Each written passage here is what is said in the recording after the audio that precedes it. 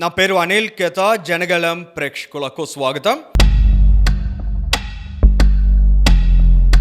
ఈ విశ్లేషణలో ఒక 3 అంశాలను మనం గమనిద్దామండి. గుంటూరు పశ్చిమ నియోజకవర్గంలో ఒక మహిళను వివస్త్రను చేసిన దారుణమైన అనాగరికమైనటువంటి ఘటనను చూసాం.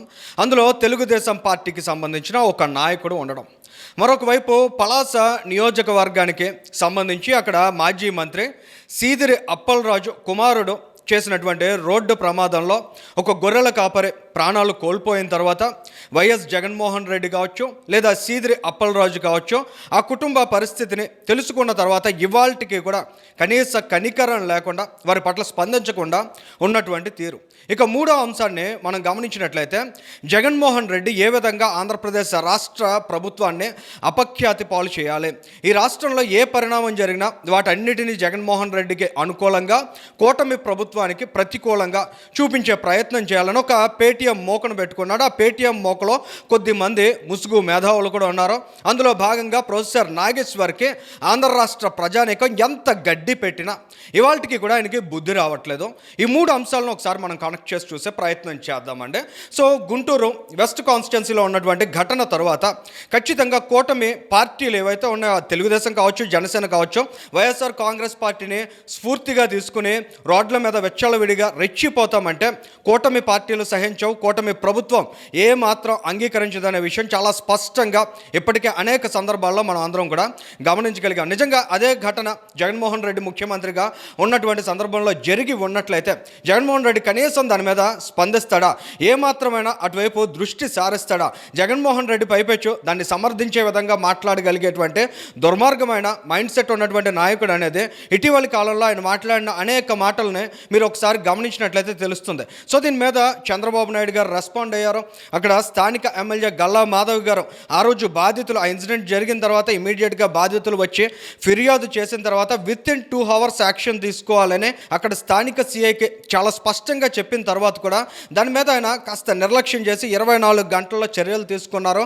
దాని మీద కూడా జిల్లా ఎస్పీ స్పందించి ఆయన ఇమీడియట్గా బీఆర్కి పంపించడం జరిగింది. ఈ తరహా కఠినమైనటువంటి చర్యలు మనం ప్రస్తుతం గమనించగలుగుతున్నాం. నారా లోకేష్ గారు కూడా ఇక్కడ చాలా సీరియస్గా రియాక్ట్ అయ్యారండి. ఆయన మాట్లాడినటువంటి మాటలు చూస్తే, let this be a clear warning, there is zero tolerance for such behaviour. If you disgrace a woman, you disgrace the values we stand for and you will face the full force of the law, no matter who you are అనేటువంటి మాటలో నారా లోకేష్ గారు చాలా స్పష్టంగా చెప్పారు. ఎలాంటి వారైనా, ఎంతటి వారైనా, ఏ పార్టీకి చెందినటువంటి వారైనా ఏ మాత్రం సహించేది లేదు ఈ తరహా దుర్మార్గాలకు పాల్పడినట్లయితే అనే సంకేతాలను ఇవ్వడం ద్వారా కూటమి ప్రభుత్వ వైఖరి ఏ విధంగా ఉంటుందనేది చాలా స్పష్టంగా ఇక్కడ మనం అర్థం చేసుకోగలుగుతున్నాం. సో అధికార పార్టీలతో అసోసియేట్ అయి ఉన్నటువంటి ప్రతి ఒక్కరూ కూడా చాలా బాధ్యతగా వ్యవహరించాల్సిన అవసరం ఉంది. ఆ రోజుల్లో వైఎస్ఆర్ కాంగ్రెస్ పార్టీ ప్రజలతో చీకొట్టించుకుందంటే దానికి కారణం ఈ తరహా బిహేవియర్. అటువంటి వాటి నుంచి ఇవాళ వీరందరూ కూడా స్ఫూర్తిని పొంది మేము కూడా ఆ విధంగా రెచ్చిపోతాం, రోడ్ల మీద వెచ్చలవిడిగా అరాచకాలు సృష్టిస్తామంటే ఖచ్చితంగా తమ పార్టీల అధినేతలు కానీ ప్రజలు కానీ సహించరు అనేది చాలా సుస్పష్టంగా అర్థం చేసుకోవాలి. అంటే ఇక్కడ ఏ పార్టీకి సంబంధించినటువంటి వాళ్ళైనా 100% శుద్ధపోసలు ఉంటారని ఏ ఒక్కరూ భావించలేరు. కానీ ఆయా పార్టీలో ఉన్నటువంటి కార్యకర్తలు కావచ్చు, నాయకులు కావచ్చు, తప్పు చేసినప్పుడు ఆ పార్టీ యొక్క అధినాయకత్వం ఏ విధంగా రెస్పాండ్ అయిందనేది మనం అందరం కూడా గమనిస్తూ ఉంటాం. జగన్మోహన్ రెడ్డి అనేక సందర్భాల్లో మనం చూసా, ఇటీవలి కాలంలోనే రేపులు చేసినా తప్పులు లేదన్నాడు, హత్యలు చేసినా తప్పులు లేదన్నాడు. ఆయన ఇక చివరికి ఒక నిరుపేద కుటుంబాన్ని రోడ్డున పడేసిన ఒక మాజీ మంత్రి పాత్ర ఇందులో కనిపిస్తున్నా కూడా దాన్ని కూడా ఏమాత్రం తప్పుపట్టినటువంటి దుర్మార్గమైన వైఖరి జగన్మోహన్ రెడ్డిలో మనం అందరం కూడా చాలా స్పష్టంగా చూసాం. సో ఇటువంటి అంశాల మీద ఏ విధంగా రెస్పాండ్ అవ్వాలి?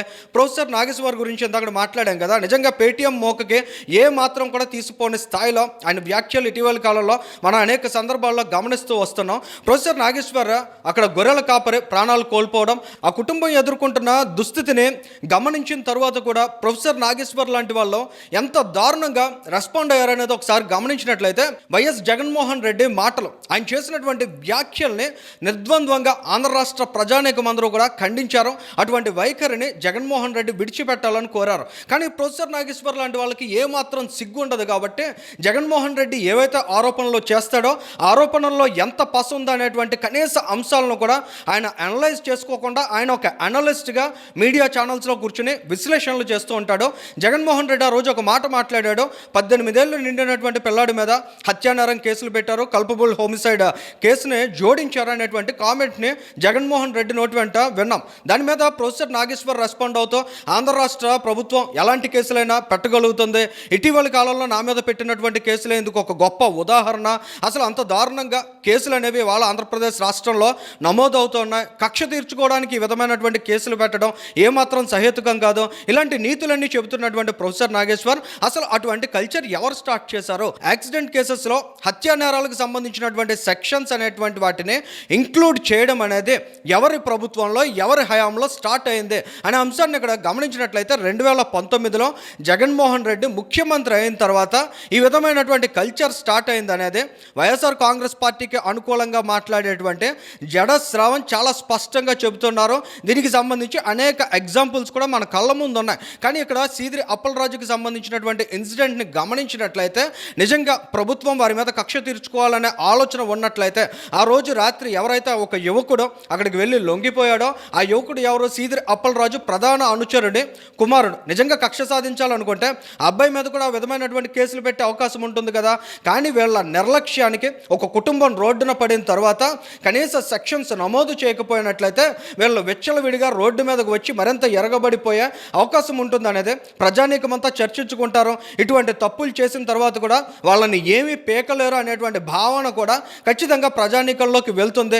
మేబీ ఆ కంటెక్స్ట్లో పోలీసులు ఏమైనా సెక్షన్స్ పెడితే పెట్టి ఉండొచ్చు. కానీ ఇవాళకి కూడా అక్కడ స్థానిక ఎమ్మెల్యే గౌతు శిరీష్ గారు కూడా ఈ అంశం చుట్టూ రాజకీయాలు చేయడానికి ఇష్టపడట్లేదు. కానీ వాళ్ళందరూ ప్రశ్నించేది ఒకే ఒక్కటే, నిజంగా జగన్మోహన్ రెడ్డి కావచ్చు లేదా సీదిరి అప్పలరాజు కావచ్చు మానవత్వంతో స్పందించాలి కదా. ఒక నిరుపేద కుటుంబం రోడ్డున పడిన తరువాత వారిలో కనీస మానవత్వం లేదా ఎంత అమానవీయంగా మాట్లాడతారా అనేటువంటి ప్రశ్నలు మాత్రమే మనం వాళ్ళ నుంచి వింటున్నాం. సరే, జగన్మోహన్ రెడ్డి ఆ రోజు మాట్లాడేటువంటి సమయానికి ఆ కుటుంబ పరిస్థితి ఏంటి, వాళ్ళు ఏ విధమైన దుస్థితిలో ఉన్నారు అనే అంశాల మీద ఆయనకి అవగాహన లేదనుకోవచ్చు. కానీ గడిచిన 48 గంటలుగా చూసినట్లయితే సామాజిక మాధ్యమాల్లో దానయ్య కుటుంబం ఎదుర్కొంటున్నటువంటి దీన స్థితి మీద పెద్ద ఎత్తున ట్రెండింగ్ నడుస్తోంది.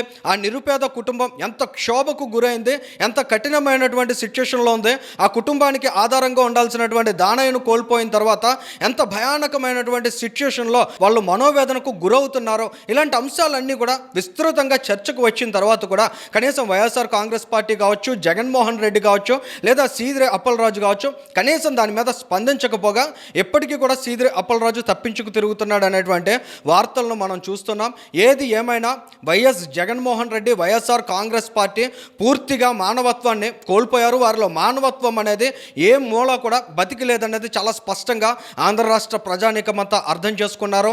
గుంటూరులో జరిగినటువంటి నీచమైన అనాగరికమైనటువంటి ఘటన తరువాత అటువంటి మైండ్ సెట్లో ఉన్నటువంటి నాయకులు ఎవరైనా ఉన్నా, ఏ పార్టీలో ఉన్నా కూడా వారి ఆలోచన మారాల్సినటువంటి అవసరం ఉంది. జగన్మోహన్ రెడ్డి లాగా ముఖ్యంగా కూటమి పార్టీలు సమర్థించో అటువంటి వాటిని అంగీకరించమనే విషయాన్ని కూడా ఆయా పార్టీల్లో ఉండేటువంటి ప్రతి ఒక్కరూ కూడా అర్థం చేసుకోవాల్సిన అవసరం ఉంది. ఈ వీడియోకి సంబంధించి మీ అభిప్రాయాన్ని కూడా కామెంట్ చేయండి. Thank you.